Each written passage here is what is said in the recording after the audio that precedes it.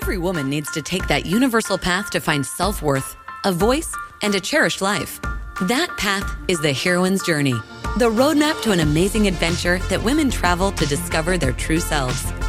The heroine's journey is not about getting on your superpowers and going out to fight the lions, tigers, and bears of the outside world with your might. That would be the hero's journey.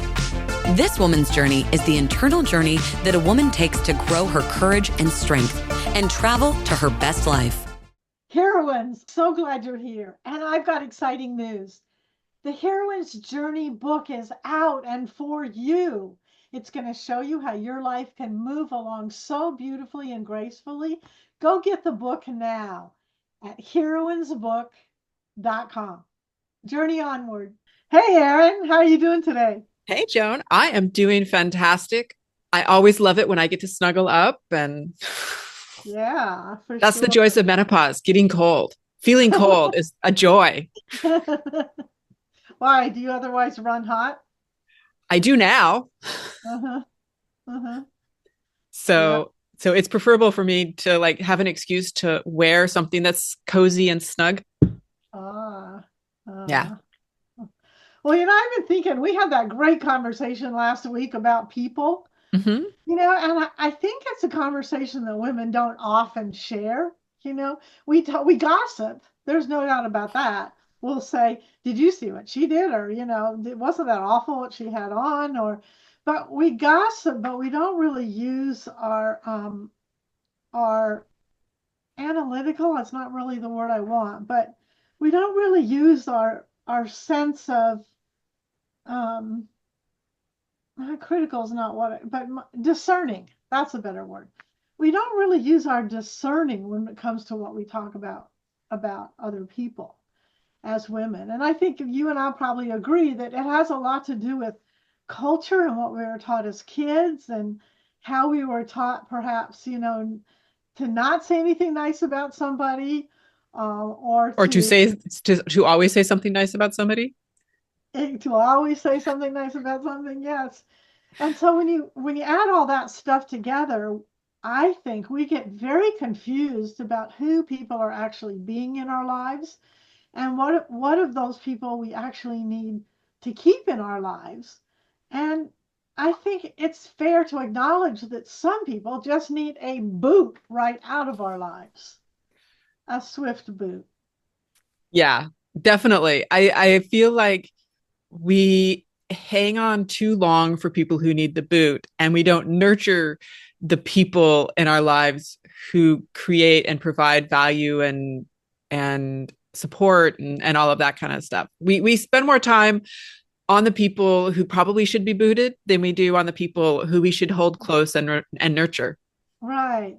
And I think it's because, like, think about this for a minute. Do you really have, I'm just going to call it a system or um, a framework to deciding who should be in your life and who shouldn't? I have to admit, no, I do not. Yeah, I think most of us don't. Because, again, going back to the culture, we were kind of taught that we were just supposed to be likable. And if things weren't working, it was more our fault than it was somebody else's fault. Yeah. And when how do I say this? That we were supposed to be welcoming and accepting of people no matter how they made us feel.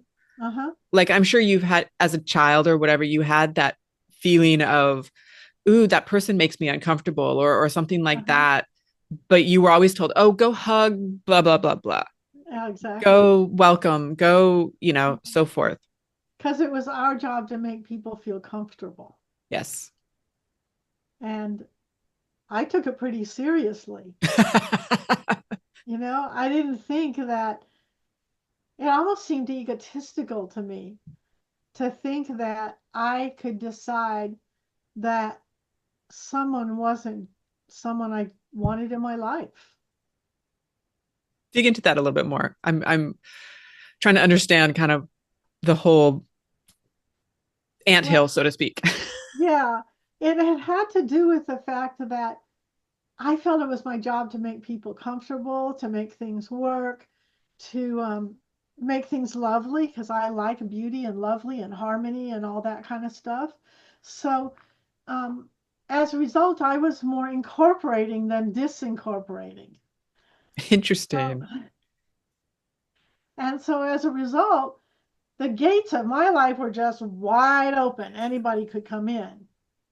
And I even felt that those who were maybe disadvantaged, is what I'm going to call it, I needed to work harder to make sure that they got their due. I didn't have a line that I could draw and say, no, this is just not my job here.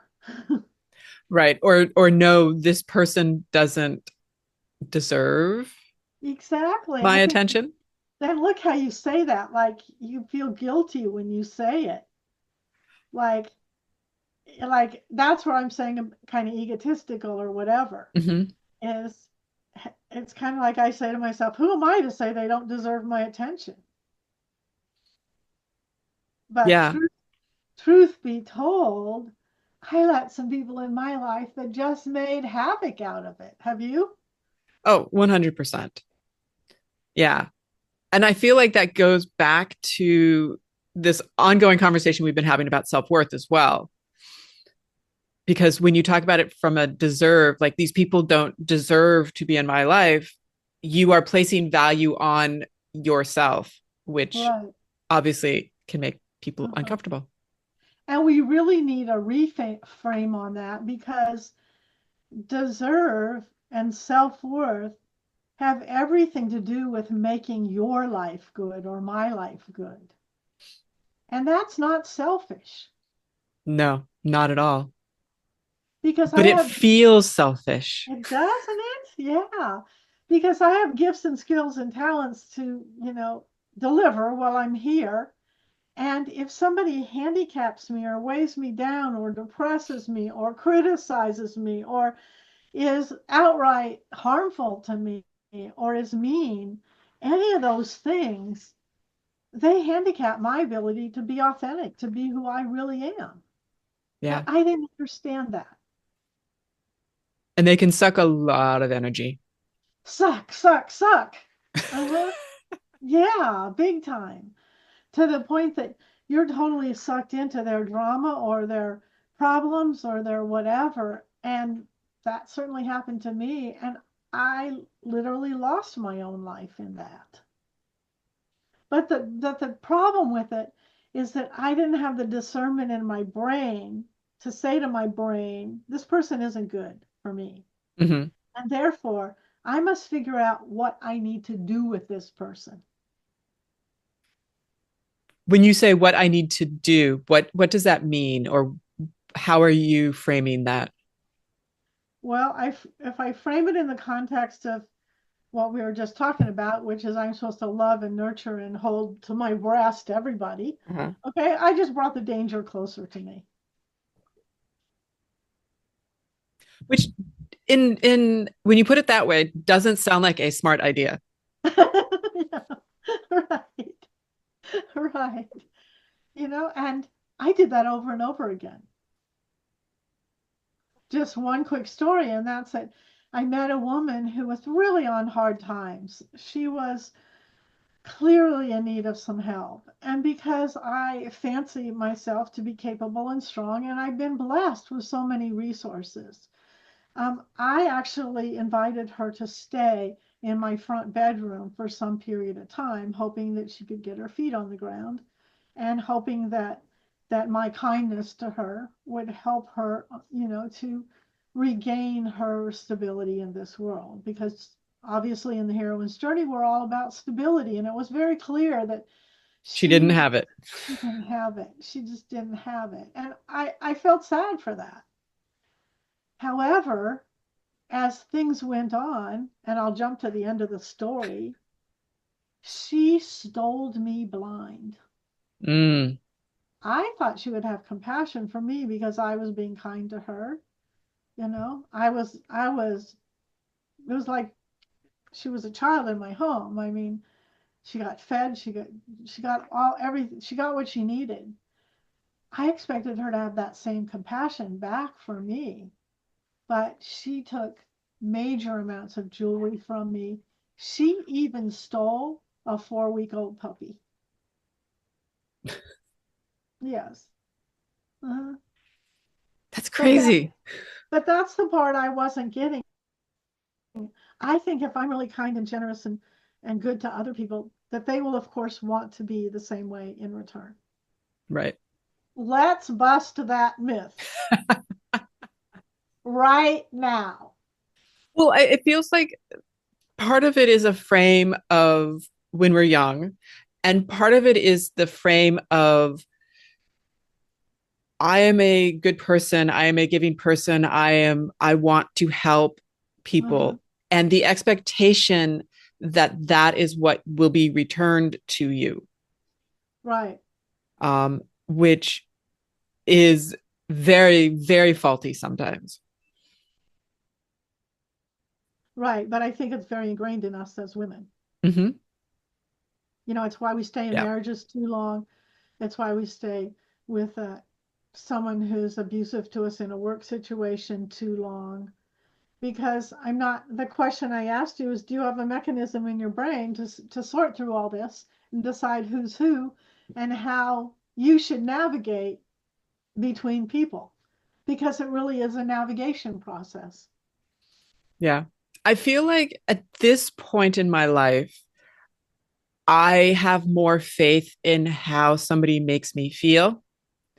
Uh-huh. So if I'm talking to somebody or interacting with somebody or what have you, and I can feel the energy vampire happening or the toxic conversation, or there's so many different ways that it can manifest. But if I feel that, Uh-huh. I will distance myself.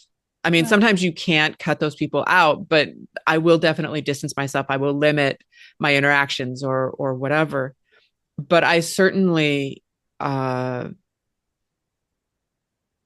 I certainly did not do that the same way when I was younger. Uh-huh. It has been And an what you evolution. and what you just said are two really important skills. One is you said you recognize it because you feel it. Mm-hmm. That's the status. You know, you could recognize it if you looked at the expression on their face. You could you could recognize it if you looked at their body posture. You could recognize it if you feel it, which is a big Mm-hmm. one for me too. You could recognize it if they did something like, you know, steal your money. You could That's a you big could one. you could recognize it if their conversation was always criticism. Or on the flip side of that, I was just flashing back to something, but or their conversation is always about them. Always about them, yes, because they have no perspective to see you. And how can you Mm-hmm. feel good in that? Yeah. That's a great one. And so the first thing you said is you recognize it. And the second thing that you said a minute ago was you also took action. You take action to distance yourself. Yeah. Because with each person, there's really an evaluation of, do I come in closer or do I go out? Which is why I call it a dance.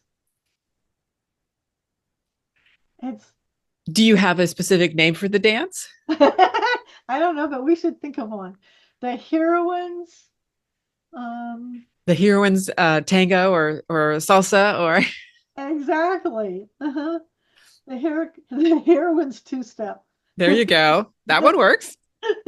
This way or that way. Yep. Because I think that's where we get disabled Mm-hmm. is first of all recognize it and secondly taking some action. Heroines, thanks for being with me. There's a really big idea that I want to tell you about, and that's the heroine's journey. Are you like worried or concerned about your life? I was. Has something big come along and just rocked you? Maybe thrown your apple cart straight up in the air. And when you ask yourself, are you really living the life of joy, prosperity, and freedom that you want to live? You know, life is for us to enjoy, not for us to suffer through.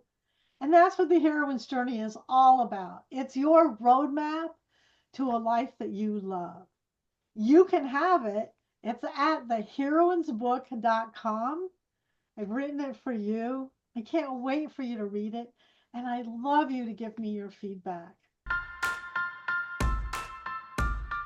I feel like sometimes because of how we are raised, how we are trained, that even recognizing it, that we have been conditioned to still not necessarily ignore, but it is on us to just accept. It is on us to make it still comfortable. It is on us to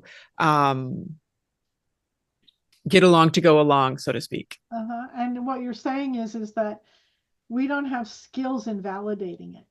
Yeah. It's so easy to go, well, maybe I was just wrong. We had this conversation 15 minutes ago where we were talking about somebody, and I said no, no, no, for us to do some work and engage this person. And at the same time, it would be very easy, unless you aren't thinking about this, to invalidate yourself. Yeah. Because maybe it's easier to do that, or because you have a need and you're going to hope this person can solve it, or any number of reasons. It's knowing it, it's validating it, and then it's taking some action, is what you're saying. Yeah.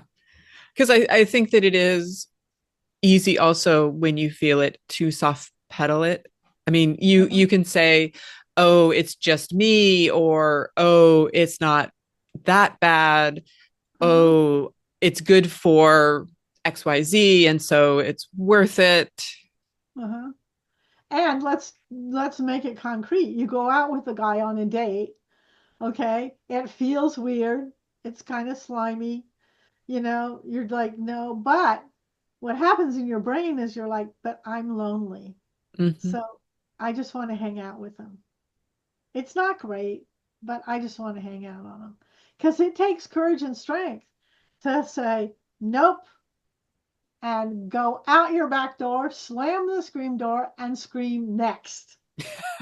Thank you, next. Thank you, next. Because really, life is a lot about that, where you meet this person, and then it's almost like the God or the universe is playing with you. They're like, well, are you going to accept this? Yeah. Well, and I think that that's almost like a constant subconscious question that can relate to people, and it can relate to almost everything in your life. Like, are you going to accept this, or are you going to expect more of yourself or from yourself? Because the truth is, to be a heroine, I'm going to jump ahead a little bit. To be a heroine, you must surround yourself with good people. Like, I felt in my own life a little bit like the frog in the pot, the boiling pot. You're trying to climb out of the boiling pot, but because you have people who are jealous or just not kind or any number of things, they try to pull you back into the hot water. And you can never really get on to being the heroine you can be, or delivering your gifts the way you want to deliver them, or enjoying life the way you want it to enjoy life, because the people around you are not supporting that. Yeah.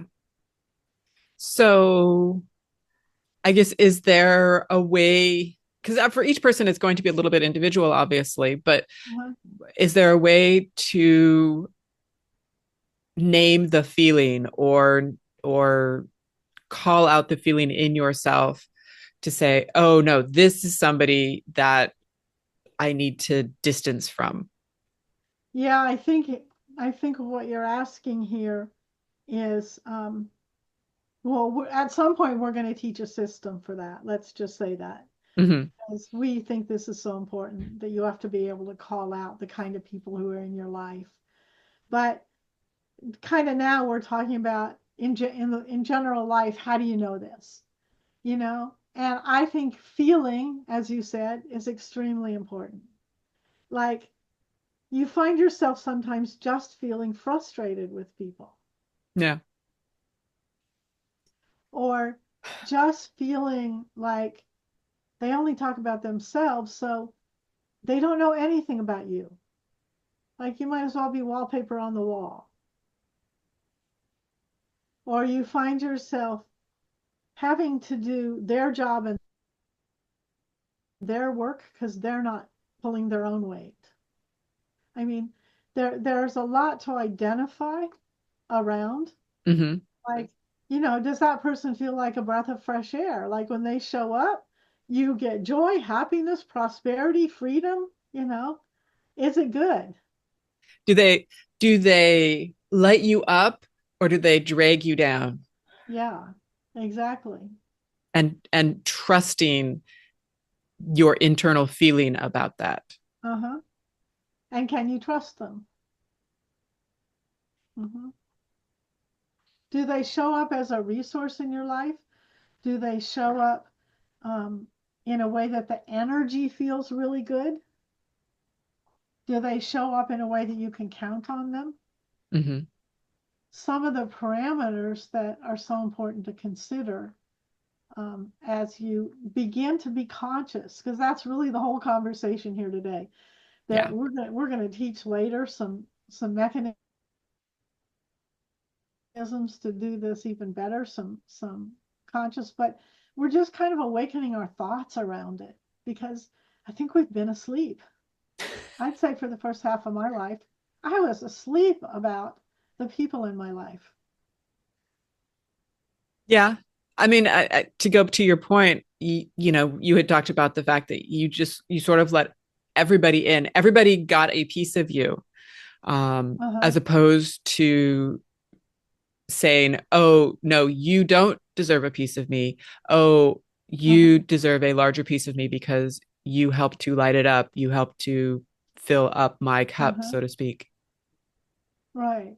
You help me to love this life more. Yeah. You help me to see the vision of where we can go together. You help me see the goodness in me, Hmm. that my talents, you know. I mean, there are those people who will hang around you who will just demean every talent you have. And then there are some who just will tell you, oh my gosh, you're fantastic. You have this talent and that talent. And the truth of it is that we're all fantastic. We all come to this world with the gifts, the tools, the talents. Amazing. We're nowhere near as big or as wonderful as we could possibly be because we get in our own way. But we also let other people get in our own way. Yeah. Now, what about a situation where you meet somebody, they seem like they are on the nurture side, Uh-huh. and so you bring them in and you nurture that relationship and um that kind of thing. But over time you realize that maybe they shouldn't be as far in as you've let them, or um that they are in fact probably a little toxic for you. Exactly. We could call it narcissism because Yeah. narcissists are always so wonderful on the front end. Yeah. And then the 80% that's the wonderful on the front end turns to 20%, and the 80% turns to not good. Hmm. So it's not dissimilar than that. But what the question you're really asking is, how do you deal with it at that point? Yeah. Okay, so you were wrong on the front end. Or so the person didn't turn out to be who you thought that person was. None of us can control another person, so that's going to happen. People put their best foot forward when you meet them. It's like an interview. It's like a job interview. It is, exactly. And they want to be chosen. Maybe they're lonely. So they want to be chosen. But the question is, have you seen the authentic person?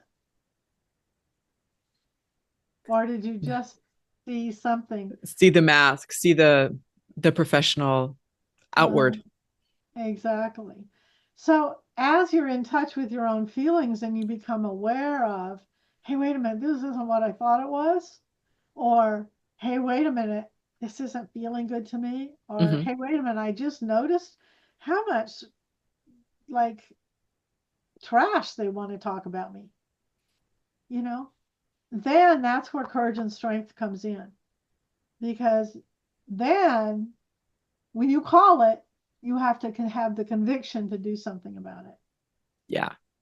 And I think that is, and with that conviction, you have to trust yourself, but you have to be okay with saying, I thought it was one thing, it turned out to Uh-huh. be another, and now it is time to let it go. Uh-huh. And sometimes that can be hard for people Yeah. because you've invested so much time and effort into this thing, or we hate being wrong. Yeah.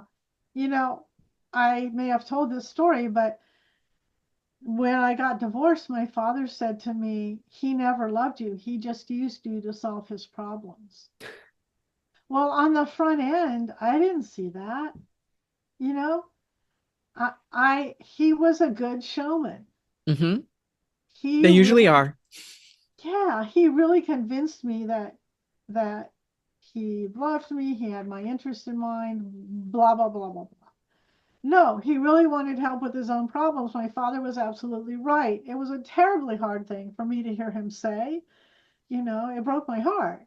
But on the other side of that coin, I thanked him in my heart because he showed me how naive I was. Mm-hmm.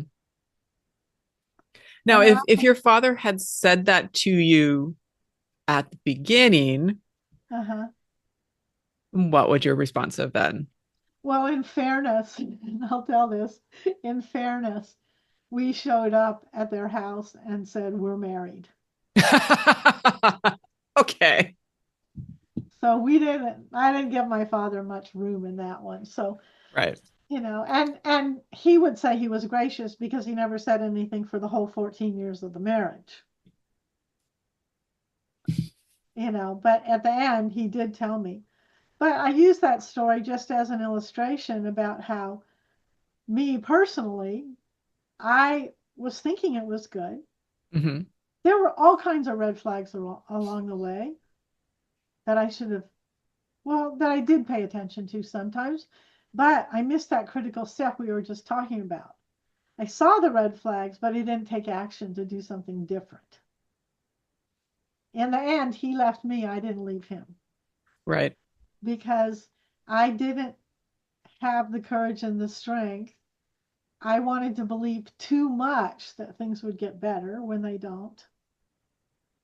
And, you know, that's a big, huge example in your life of, I mean, it's one thing, you know, when it's a friend that you chose, you know, at the local club. It's a different thing when it's your marriage. It's elevated. The stakes are elevated. The stakes are elevated. But that's why, you know, and if we could go in and teach a course, one course, it would be people discernment to women in college or women in high school or women in grade school. Okay? Because I think we get duped a lot. Yeah. And there's a good reason we get duped a lot, and that's because we often look to other people to help us with our lives.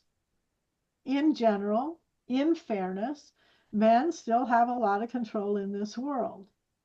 So by partnering with one of them, we think that our life will be enhanced. And, you know, the wish and the hope and the blessing is that it is. But what we're talking about here is a moment, whether it's in your job or whether your marriage or even your best friend, where the stakes are not quite as high, or a friend.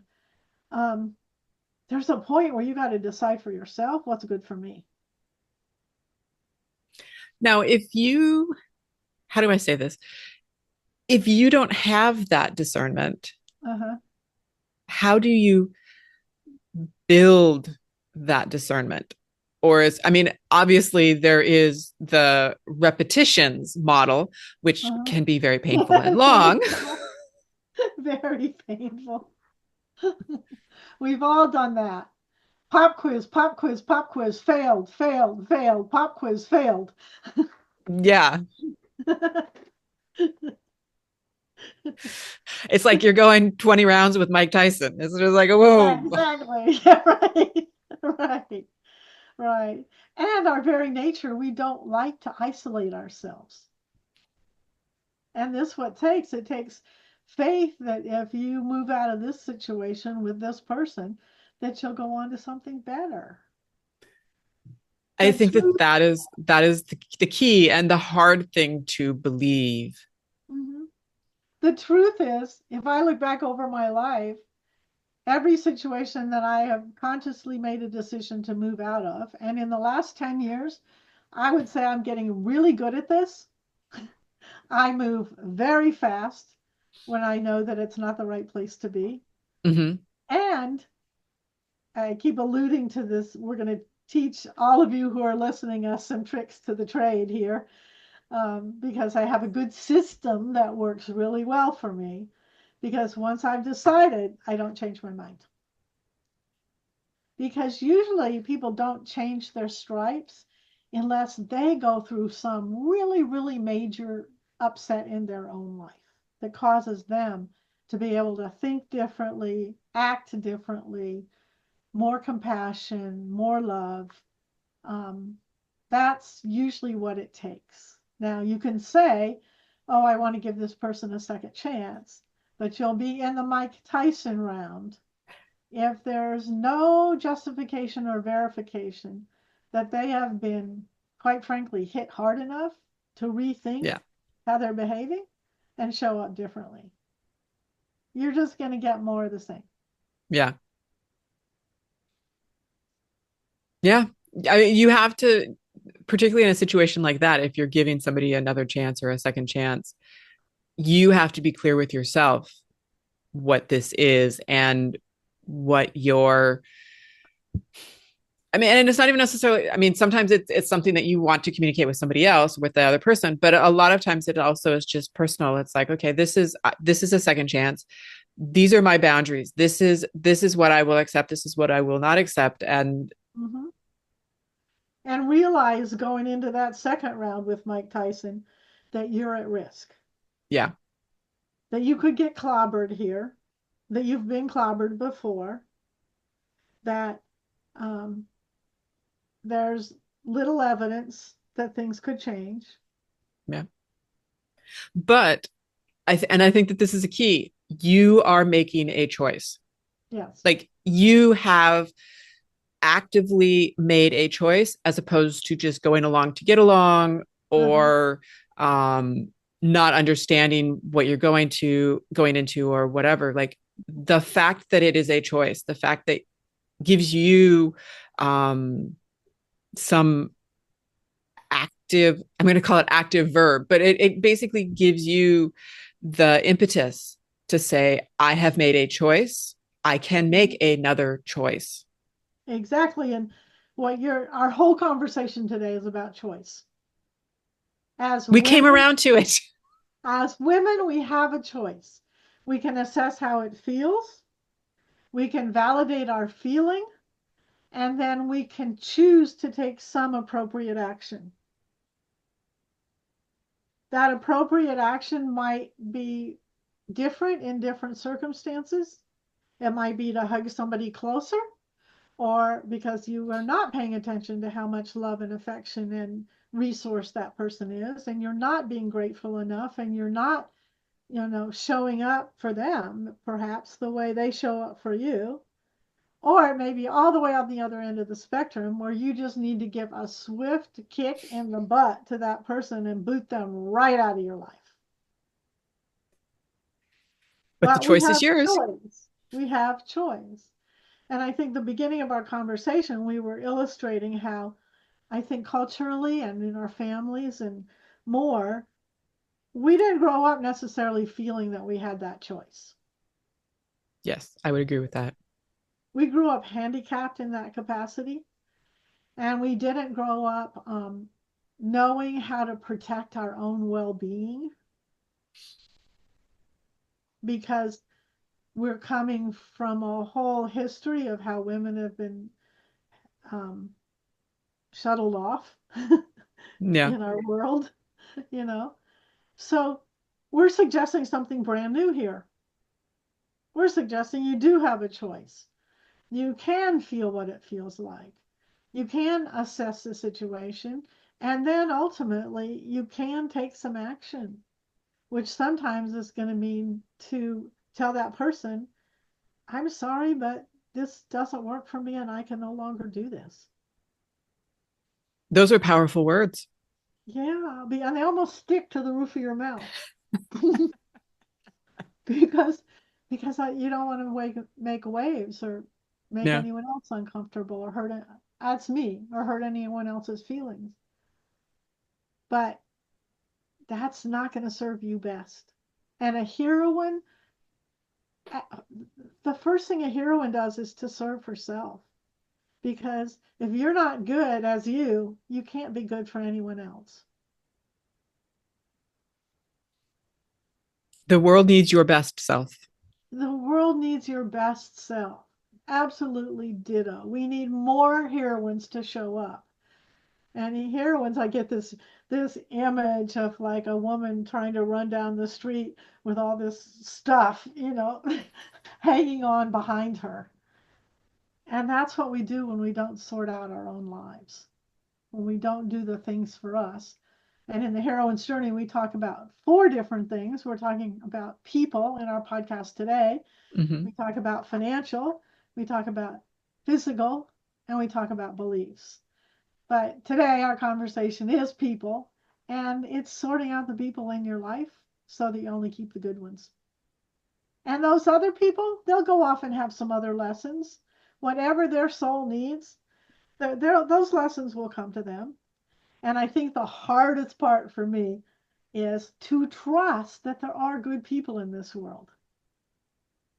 Interesting. And you just have to go find them. Why do you say it's the hardest thing to trust? Is it because you feel like you've been that a trust has been abused too many times, or I'd say that's fair. Because I let everybody in, okay? Um, I got to win. And usually when you let everybody in, the good ones don't come. Because the good ones want to know that you value them and you understand that they're playing a higher game. mm-hmm. So if you let everyone in, then you're not going to see the best. And we could even, I mean, we can get that because we know that's true sexually too. There's some discernment here. Build your discernment Build your discernment. That's our message for today. and make You a have choice. choice in the people who surround you, and it's going to take your discernment, your validation, and then you stepping up to the plate with courage and strength and saying you get to stay and you don't. That you are valuable and have the right and the ability to discern, Uh-huh. to value, to choose. Mm-hmm. I think you just put your finger on it. It has to begin with you are valuable. I am valuable. Mm-hmm. So if I'm valuable, I want to share myself with somebody who's going to appreciate it. And I want somebody who thinks they're valuable in my life too. Because together we're going to do better, more valuable things. Yeah. Plus builds. Yeah, Plus minus diminishes. that's exactly right. Basic math. Basic math. Uh-huh. Yes, yes. So we will teach some skills in this, which are found in the Heroine's Journey book. So if you haven't gotten it yet, go to heroinesbook.com. You'll be able to get the book free plus shipping. It's a limited time offer that we have because we want you to have the book. We want you to start to think like this. You can also schedule a call with me when you go to heroinesbook.com, and I can help you sort of figure out where it is in your own life that is your focus for the time being. So go to heroinesbook.com, get your book, and join us again next week for this podcast. And I think next week we should talk about the stickers. The stickers. Okay. Write that down. Okay. Journey onward to all of you who are listening to us. Journey onward to your best life. That is this week's episode of The Heroine's Journey. You can access the blog post for this episode along with other great resources at walkthejourney.com. Also, get your free ebook at walkthejourney.com so you can say goodbye to just surviving and turn into thriving. Join us next week for another fun, inspiring, and uplifting episode. If you love this episode, feel free to subscribe and give us a review on iTunes. Stay in touch on other social media platforms, Instagram and our Facebook group, both at The Heroine's Journey LLC. Until next time.